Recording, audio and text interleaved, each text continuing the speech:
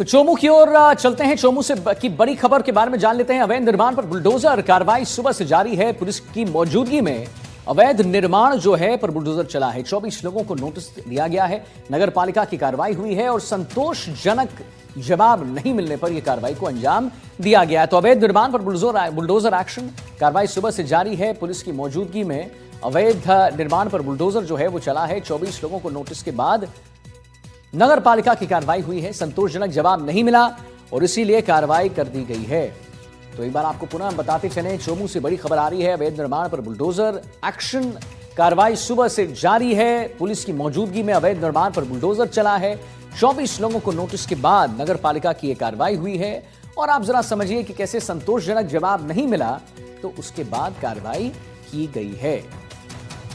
4 तस्वीर हम आपको दिखाने वाले हैं। ये देखिए, पत्थरबाजों पर बुलडोजर एक्शन।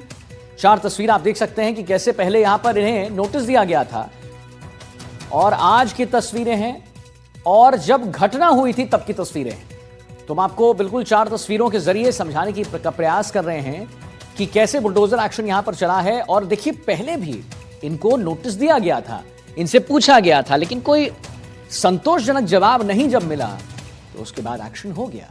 और एक्शन कैसे हुआ है वो आप अपने स्क्रीन पर देख रहे हैं एनडीटीवी राजस्थान पर। पत्थरबाजों पर बुलडोजर एक्शन हुआ है। आज की तस्वीर है और 26 दिसंबर की तस्वीर है। यानी आप जो पूरे ऊपर देख रहे हैं तस्वीर वो आज की तस्वीर है और नीचे जो हम तस्वीर आपको दिखा रहे हैं वो 26 दिसंबर की तस्वीर है, जब ये घटना घटी थी, जब ये पत्थरबाजी हुई थी। तो नोटिस के बाद अवैध निर्माण पर एक्शन हुआ है। नोटिस के बाद ऑफकोर्स एक नोटिस जब दिया गया तो जवाब मांगा गया, लेकिन जवाब कुछ जब संतोषजनक नहीं हुआ तो एक्शन हुआ और बिल्कुल कठोर एक्शन हुआ। और वो कैसा एक्शन दिख रहा है वो आपके टीवी स्क्रीन पर आप देख सकते हैं एनडीटीवी राजस्थान पर। अवैध निर्माण पर बुलडोजर एक्शन कार्रवाई सुबह से जारी है और पुलिस की मौजूदगी में अवैध निर्माण पर बुलडोजर चला है। 24 लोगों को नोटिस के बाद नगर पालिका की कार्रवाई हुई है। संतोषजनक जवाब जब नहीं दिया गया, आप देखिए 5 तस्वीरें हम आपको दिखा रहे हैं। अवैध निर्माण गिराए गए हैं, पुलिस फोर्स मौजूद है, बुलडोजर एक्शन चल रहा है, पीला पंजा लगातार चल रहा है। नोटिस के बाद कार्रवाई हुई है। 26 दिसंबर की तस्वीर आप एक बार देख लीजिए।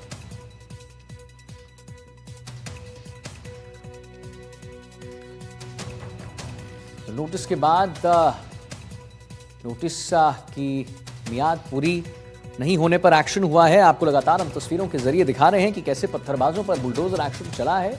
अवैध निर्माण गिराए गए हैं, पुलिस फोर्स मौजूद है और यहां पर बुलडोजर एक्शन जो है वो भी चल रहा है। नोटिस के बाद कार्रवाई हुई। 26 दिसंबर की तस्वीर आपके स्क्रीन पर भी। आप अगर नीचे देखेंगे तो देखिए, उस समय पूर्व यहाँ पे अतिक्रमण बढ़ गया था और हमने नोटिस जारी करके जो भी संचालक थे, नॉनवेज संचालक थे, उन सबको यहाँ पे जो रहवासी थे उनको सूचना की थी कि 3 दिवस के अंदर आप अपने सड़क सीमा में जो भी अतिक्रमण कर रखा है उसको हटा लें। तत्पश्चात समय सीमा पूर्ण हो गई थी। उसके बाद आज सुबह नगर परिषद की टीम ने यहाँ से जो सड़क सीमा में अतिक्रमण था उसको हटाने की कार्रवाई की है। इसके साथ ही हमने 3 कॉम्प्लेक्स सीज किए हैं, जिनमें एक कॉम्प्लेक्स में 6 शॉप थी और एक में 2 शॉप्स थी और एक जो कॉम्प्लेक्स था जो निर्माणाधीन है उसको कोर्ट से अस्थायी राहत मिली है। तो जैसे कोर्ट का निर्णय आ जाएगा उसके पश्चात उस पर कार्रवाई की जाएगी। शशि मोहन जी हमारे साथ लाइव जुड़ गए इसी खबर पर और जानकारी देने के लिए। शशि जी, तो पीला पंजा लगातार चल रहा है। अवैध निर्माण पर बुलडोजर एक्शन देखने को मिल रहा है और कौन कितने लोग हैं जिन पर जो है जिनके घरों पर ये बुलडोजर कार्रवाई की जा रही है? देखिए, 25 दिसंबर की जो घटना हुई उस रात को जो पथराव की, उसके बाद ही सरकार ने इस चीज़ के संकेत दे दिए थे कि सरकार नरमी से नहीं बरतेगी। सरकार का कहना था कि पुलिस ने बातचीत की, उसके बाद अतिक्रमण हटाया और अतिक्रमण हटाने के बाद में वापस रेलिंग लगाई गई और उस रेलिंग को जब रोका गया तो पथराव हुआ। जब शांति समिति और पुलिस से बातचीत हो गई थी, सहमति के बाद पत्थर हटाए गए थे, तो फिर पथराव क्यों किया गया? और उस पथराव के बाद जो एक्शन लिया पुलिस ने, पूरे इलाके में ड्रोन उड़ाए गए। अभी भी अलग अलग जगह ड्रोन से निगरानी हो रही है। इस जगह जहां हम खड़े हैं वो पठानों का चौक है। ये उस चौक से 5 रास्ते निकलते हैं। उन 5 रास्तों पर आवाजाही 3 पर सामान्य है, 2 पर नगर परिषद की गाड़ियां हैं, जहां अतिक्रमण हटाया गया है। ये एक्शन दरअसल नगर परिषद ने लिया है और जी जो विवाद हुआ था वो पुलिस से विवाद हुआ था और एक्शन इसलिए लिया गया क्योंकि पथराव किया गया और पथराव जिन जगहों से हुआ गया उन जगहों को चिन्हित किया गया और ये अतिक्रमण जहाँ जहाँ था वहाँ वहाँ नोटिस दिए गए।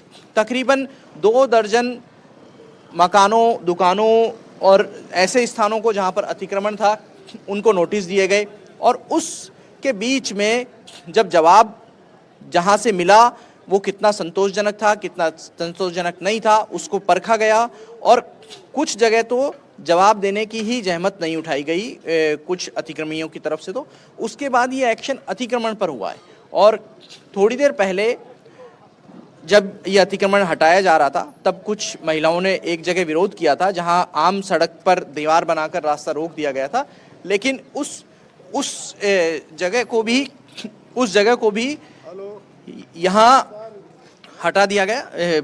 ऐसे जो चोमू हैं प्रदीप शर्मा वो कुछ कह रहे हैं, उनसे एक बार बात करते हैं। जी जी हथियार मिले हैं ऐसी कोई सूचना आ रही है सामने? नहीं, हथियार नहीं मिला। एक खुले में जो ढेर था कचरे का और लोहे का, उसके बीच में से एक पुरानी एयरगन टाइप का वो मिला है। हथियार नहीं है कोई किसी तरह का। हथियार होगा तो निश्चित रूप से हम मुकदमा दर्ज करके कार्रवाई करेंगे, पर वो तो हमने वेरीफाई कर लिया एयरगन है। ये पुरानी टूटी हालत किस तरीके से? पुरानी है ये, मतलब कोई दबी हुई जैसे जंग वगैरह लग जाता है, पुरानी टाइप की। तोड़फोड़ के दौरान मलबे में मिली है?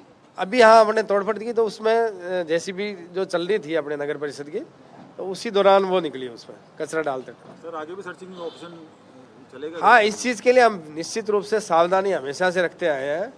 हथियार गैर कानूनी रूप से कोई भी जाति धर्म का आदमी नहीं रख सकता और हम इसके सख्त खिलाफ हैं और कार्रवाई करेंगे कोई भी मिलेगा किसी के पास। पत्थरबाजों के लिए सर ड्रोन चलाया जा रहा है, तो क्या कुछ अभी कुछ मिला है किसी छत पे? नहीं, किसी छत पे अभी फिलहाल कुछ भी नहीं मिला। ऊपर ड्रोन लगातार हमारा पूरी कार्रवाई में ऊपर चल रहा है।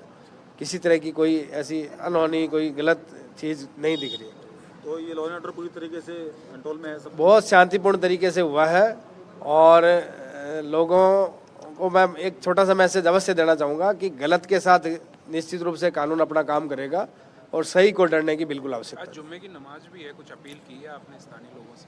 हाँ, मैंने यही कहा है कि गलत के साथ है हम कठोर कार्रवाई करेंगे, लेकिन जो सही है मैं निश्चित करना चाहूँगा कि जो आदमी सही है और सही रास्ते पर चलता है, नियम कायदे कानून की पालना करता है, कानून को नहीं तोड़ता है, उसको डरने की आवश्यकता किसी को रोका तो नहीं गया मस्जिद में जाने से?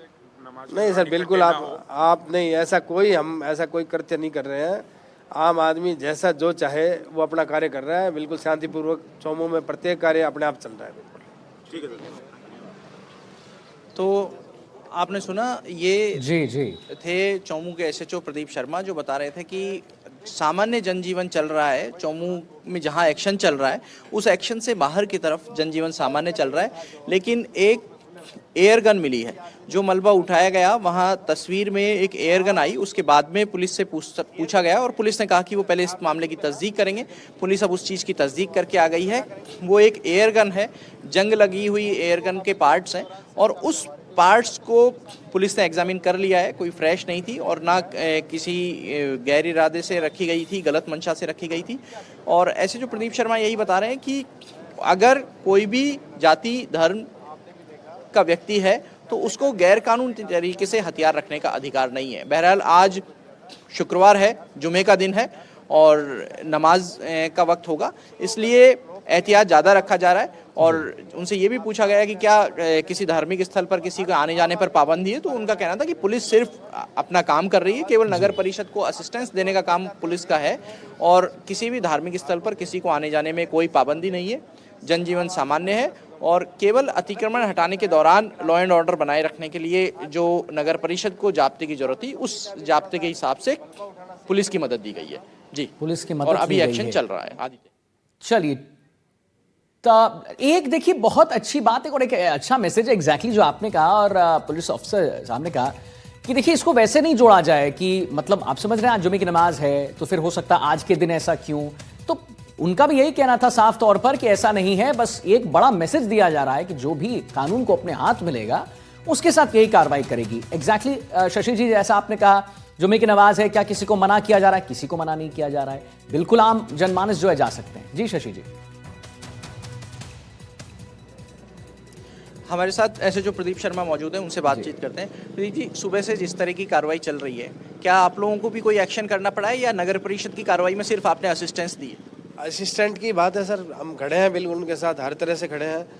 और थोड़ा सा जैसे कुछ महिलाओं ने हल्का सा जैसे विरोध किया था तो उनको कठोर भाषा में समझा दिया गया, तो वो समझ के चले गए। शांति है बिल्कुल। नगर परिषद के कर्मचारियों ने आराम से अपना काम किया है और जो उन्होंने नियमानुसार उचित है वो सब किया। ये एयर गन की क्या बात आई? क्या कोई गलत मंशा से रखा हुआ हथियार है? नहीं, एयर गन वैसे तो हथियार की श्रेणी में ही नहीं आता, लेकिन चूंकि एयर गन मिला है और वहाँ खुले में एक अतिक्रमण था, कचरा था, मिट्टी का जो ढेर भी लगा था, कुछ लोहे के अटर्म सटर्म पड़े थे, उनके बीच में से निकला है। तो ये भी हम इसकी जांच कर लेंगे क्या है ये। आज जुमे का दिन भी है, कई धर्मावलंबी आएंगे अपनी पूजा के लिए, नमाज के लिए, तो क्या किसी धर्मस्थल पर किसी तरह की पाबंदी या कोई और दिशा निर्देश?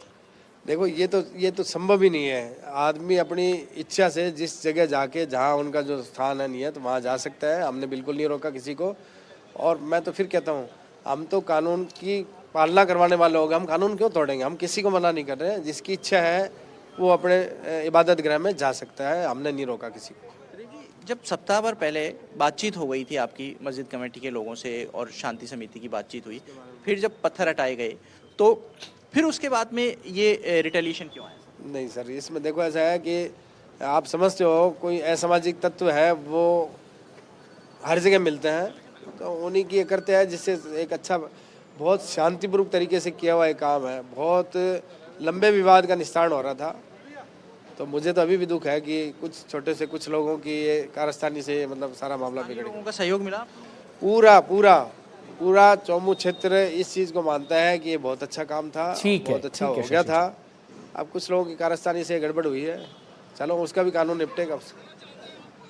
तो ऐसे जो बता रहे हैं कि कुछ लोगों की नासमझी के कारण से, कुछ असामाजिक तत्वों के कारण से ये विवाद भड़का। हालांकि ये एक्शन जो है ये नगर परिषद की तरफ से बताया जा रहा है और इस एक्शन में पुलिस का काम सिर्फ नगर परिषद को लॉ एंड ऑर्डर के लिहाज से असिस्टेंस देना है। चलिए, बहुत बहुत धन्यवाद शशि जी, महत्वपूर्ण जानकारी आपने दी, सिलसिलेवार ढंग से हमारे दर्शकों के सामने पूरी बात जो है वो रखी है।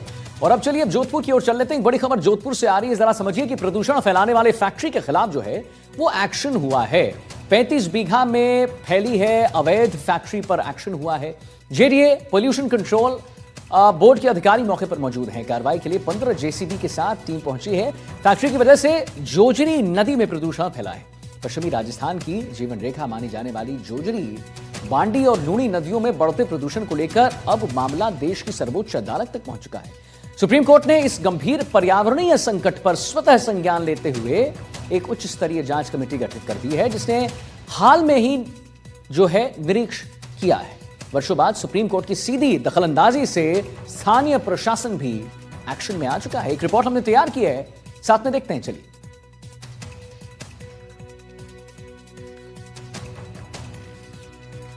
तो मौके पर भारी संख्या में पुलिस बल मौजूद है और प्रदूषण फैलाने वाली फैक्ट्रियों पर कार्रवाई जो है वो हो रही है। अवैध फैक्ट्रियों की वजह से नदी में प्रदूषण जो है वो बढ़ रहा है। सुप्रीम कोर्ट की फटकार के बाद में कह सकते हैं जोजी प्रदूषित नदी को लेकर जिस तरह से सुप्रीम कोर्ट ने चिंता जताई थी, उसके बाद आप देख सकते हैं कि प्रशासन अब हरकत में आया। पिछले दिनों सुप्रीम कोर्ट द्वारा गठित कमेटी जब दौरा करके वापस गई और जिला कलेक्टर और जिला प्रशासन के अधिकारियों से चर्चा की तो पता चला कई जगहों पर जो है अवैध फैक्ट्रियां चले जा रही है। आप ये देख सकते हैं किस तरह से जो है जोधपुर बाड़मेर हाईवे के पास में भांडू गांव में ये कार्रवाई चल रही है, जहां आप देख सकते हैं करीब 35 बीघा में जो है ये फैक्ट्री अवैध रूप से चल रही थी और लगातार कई सालों से चल रही थी, जिसके बाद प्रशासन ने कार्रवाई करते हुए शुक्रवार सुबह से जो है अतिक्रमण हटाने की कार्रवाई शुरू की है। आप देखिए करोड़ों रुपए की जो मशीनें लगी हुई है वो बताती है कि ये फैक्ट्री किस तरह से अवैध रूप से चल रही थी और निश्चित तौर से इस फैक्ट्री से निकलने वाला जहरीला पानी, प्रदूषित पानी आसपास के खेतों में और जोजी नदी में जाता था, जिसकी फसलों को लेकर कई लोग बीमार हो जाते थे। पर्यावरण पर संकट था। एसीपी बोरानाड़ा है आनंद सिंह जी, सर किस तरह से जो है ये कार्रवाई की जा रही है और क्या आज सुबह से कितने लोग आपके साथ लगे? यहाँ पर जोजी नदी के प्रदूषण में जो मामले में है उसमें जितनी फैक्ट्रियां हैं पॉल्यूशन को लेके रंगाई छपाई की, उसमें जोधपुर शहर में अभियान के तौर पे कार्रवाई की जा रही है और इसी के तहत पांडू गांव में, जो कि बोरनाडा थाना क्षेत्र में है, उसमें जो ये फैक्ट्री लगी हुई है, जो करीबन 35 बीघा में लगी हुई है, इसमें सारे जेडीए के अधिकारी, पॉल्यूशन बोर्ड के अधिकारी सारे मौजूद हैं और पुलिस का करीबन 125-150 का जाब्ता यहाँ पर मौजूद है, जो कि इमदाद के लिए तैयार है।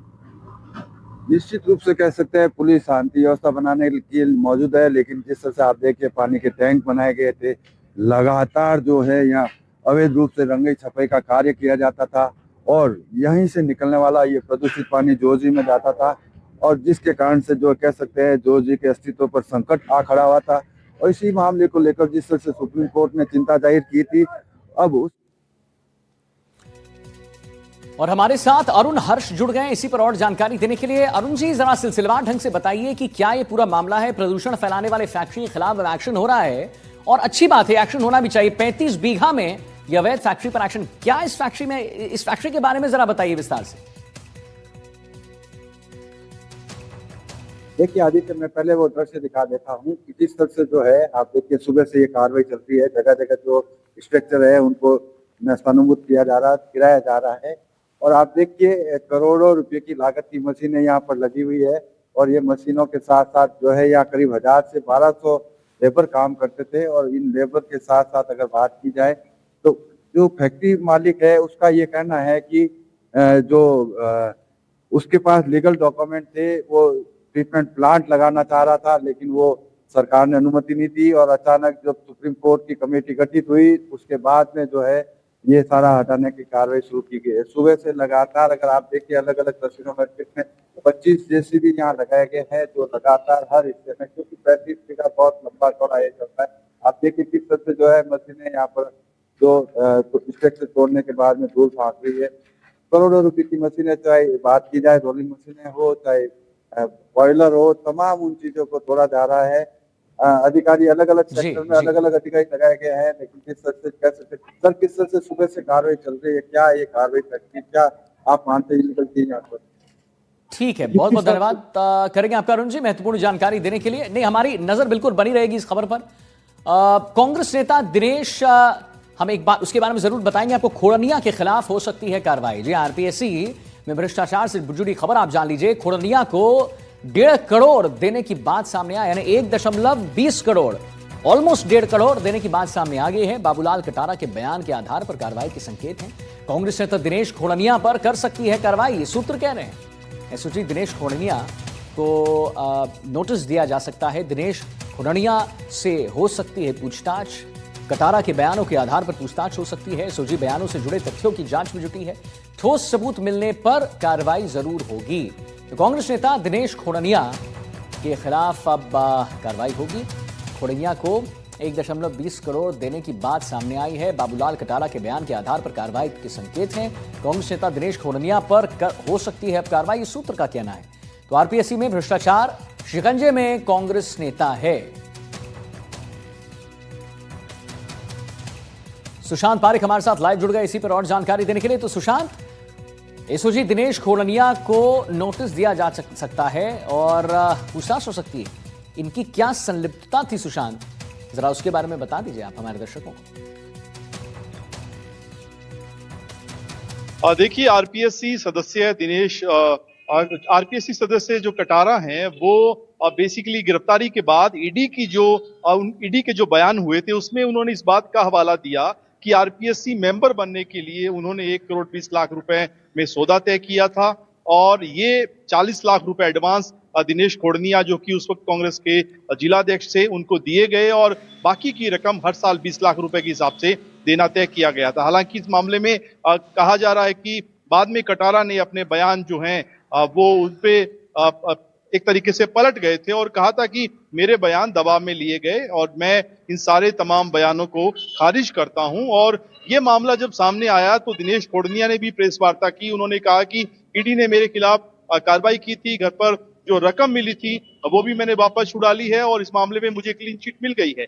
लेकिन जिस तरह से ये पूरा प्रकरण सामने आया, मुख्यमंत्री ने कल हाई लेवल बैठक बुलाई थी सीएमओ में, उसमें एसओजी के चीफ, डीजीपी सहित सारे बड़े पुलिस अधिकारी मौजूद थे और सीएम ने कड़े शब्दों में कह दिया है कि आरपीएससी मेंबर बनने का जो घोटाला है, पूरा जो करप्शन का खेल है, इसमें कार्रवाई होनी चाहिए तो अब इस बात की प्रबल संभावना है, जिस तरह के सूत्र हमें बता रहे हैं आदित्य, कि एसओजी नोटिस देकर दिनेश कोडनिया को पूछताछ के लिए बुला सकती है।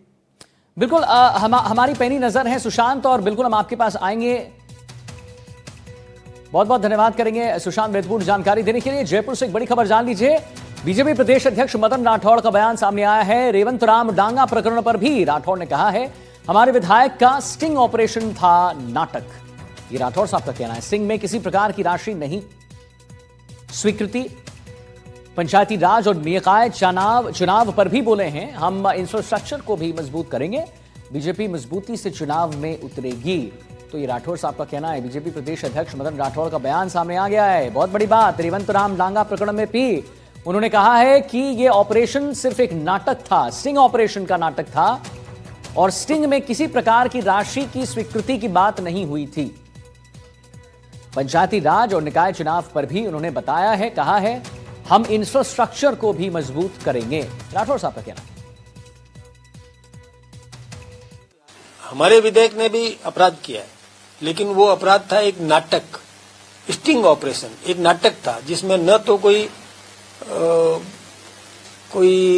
स्वीकृति थी, मतलब राशि की स्वीकृति भी नहीं थी, न कोई खरीदना था, न कोई बेचना था, न कोई पैसा स्वीकृत करना था, न कोई काम था, न तो किसी काम के लिए राशि स्वीकृत की गई, न किसी प्रकार का कोई धरातल पर कोई काम हुआ हो और उसके बदले में कोई पैसा लिया, ऐसा नहीं है। एक स्टिंग ऑपरेशन था, एक चैनल ने किया, एक न्यूज पेपर एजेंसी ने किया, लेकिन उसमें भी स्वीकारोक्ति को हम अपराध मानते हैं कि कैसा भी स्टिंग भी हो तो भी स्वीकार क्यों किया जाए। समृद्धि बढ़ेगी, राजस्थान संपन्न बनेगा, प्रॉस्पेरिटी बढ़ेगी, आम आदमी की खरीद क्षमता, क्रय शक्ति उसकी बढ़ेगी। इस निमित्त हमारा प्रत्येक काम होगा। राजस्थान विकासशील राजस्थान, विकसित राजस्थान बनने की दिशा में हम सब मिलकर के काम करेंगे। इस निमित्त हम सारे चैनल्स का भी उपयोग करना चाहेंगे कि आप भी राजस्थान के समग्र विकास में और जो कुछ भी अपना योगदान दे सकें। स्थानीय निकाय पंचायतों के चुनाव होने वाले, पंचायत समिति, जिला परिषद के, तो भारतीय जनता पार्टी सभी क्षेत्रों में विजयी होगी। इस निमित्त हमारे कार्यकर्ता भी उत्साहित है, सब सक्रिय होकर के काम कर रहे हैं। हमारा संगठन भी मजबूत हो रहा है। जिन क्षेत्रों में हम प्रभावी नहीं हैं, वहां भी हमारा प्रभाव बढ़ा है, और निश्चित रूप से पूरे क्षेत्र में भारतीय जनता पार्टी के प्रति जनता का मोह, जनता का आकर्षण, जनता का विश्वास ये बढ़ा है। विभिन्न विपक्षी पार्टियों में आपस में सिर फुटोवल, फूट, ये सब कुछ हो रहा है, और लोग उनसे निराश हो चुके हैं, और वो हमारे साथ जुड़ने के लिए तत्पर है।